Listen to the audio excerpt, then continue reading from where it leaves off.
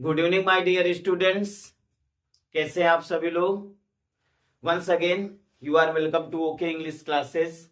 In fact मैं आपको transformation पढ़ा रहा था और ट्रांसफॉर्मेशन के अंतर्गत मैंने आपको रिमूव एडवर्ब टू पढ़ाया है और यूजिंग एडवर्ब टू पढ़ाया है पार्ट 125 में। आज आप पार्ट 126 में अफर ट्रांसफॉर्मेशन के अंतर्गत, रूप परिवर्तन के अंतर्गत आपको पढ़ना है अफर्मेटिव सेंटेंसेस को निगेटिव सेंटेंसेस में कैसे बदला जाता है, जो कि हर प्रकार से बहुत इंपॉर्टेंट है और मैं आपको बताने वाला हूं। बस आप थोड़ा ध्यान दीजिएगा, ये सारी चीजें आपके मस्तिष्क में समाहित हो जाएंगी। ओके, तो चलिए देखिए, come to the point. Transformation के अंतर्गत आपको क्या पढ़ना है? अफर्मेटिव सेंटेंसेस को निगेटिव सेंटेंसेस में बदलना, कि अफर्मेटिव सेंटेंस को निगेटिव सेंटेंस में कैसे बदले जाते हैं। ओके, तो पहला रूल है ओनली या एलान को हटाकर नन बट का प्रयोग करके। तो इसका कहने का तात्पर्य है, यदि अफर्मेटिव सेंटेंस आवे और उसमें ओनली का प्रयोग हो, ओनली आ जाए या एलान आ जाए। अब कंडीशन यह है कि ओनली चाहे पहले आए, बीच में आए, किनारे आए, कहीं भी आए। एलान चाहे पहले आए, बीच में आए, किनारे आए, कहीं भी आए। तो नियम ये है, निगेटिव सेंटेंस बनाते समय ओनली या एलान को हटाकर वाक्य के प्रारंभ में नन बट का प्रयोग किया जाता है। किसका प्रयोग किया जाता है लल्ला? नन बट का प्रयोग किया जाता है, नन बट। ठीक है, अब only a fool can do it आ गया। अब कहा गया चेंज इनटू निगेटिव, इसको निगेटिव में बदलना है। तो कैसे बदलेंगे? आपने देखा ओनली, तो भैया ओनली या ऐलान आ जाए, वाक्य में कहीं भी दिया हो तो उसको हटाकर, किसको? ओनली या ऐलान को हटाकर वाक्य के प्रारंभ में नन बट का प्रयोग किया जाता है। क्या ये बात समझ में आ गई? तो इस सेंटेंस को निगेटिव बनाया जा रहा है, नन बट। ओनली आया भैया, none but a fool can do it. ये आपका निगेटिव सेंटेंस में कन्वर्ट हो गया। क्या बात समझ में आ गई?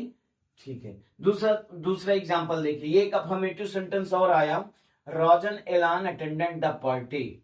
ठीक है, अब इसको निगेटिव सेंटेंस में बदलना है। हमने देखा अफर्मेटिव सेंटेंस है भैया, इसमें क्या आ गया? एलान आ गया। तो मैंने बताया चाहे ओनली आए या एलान आए, वाक्य चाहे पहले आए, बीच में आए, किनारे में आए, अंत में आए, कहीं भी आए, तो निगेटिव सेंटेंस बनाते समय एलान या ओनली को हटाकर वाक्य के प्रारंभ में क्या लिखते हैं बेटा?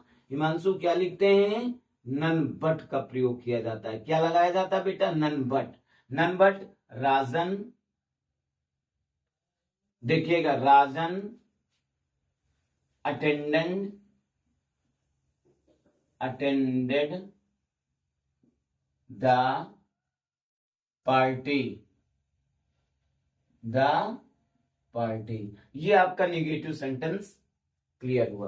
तो ओनली ऐलान आए तो पहला रूल क्लियर हुआ। Very good. रूल 2 देखिए, एज सून एज को नो सूनर में बदलकर।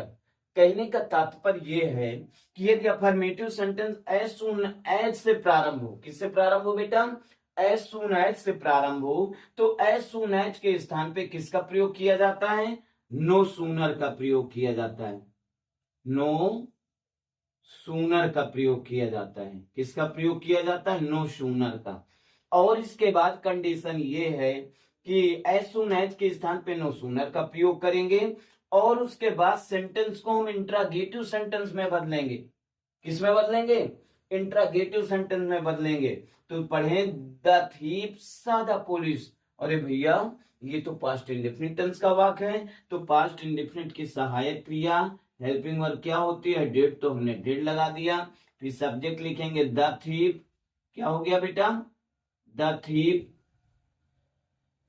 फिर सा है तो फर्स्ट फॉर्म हो जाएगा सी द पुलिस। और इसके बाद ये जो कामा लगा हुआ है, कामा रिमूव करके, आई मीन कामा हटाकर हम देन का प्रयोग करते हैं। किसका प्रयोग करते हैं? देन।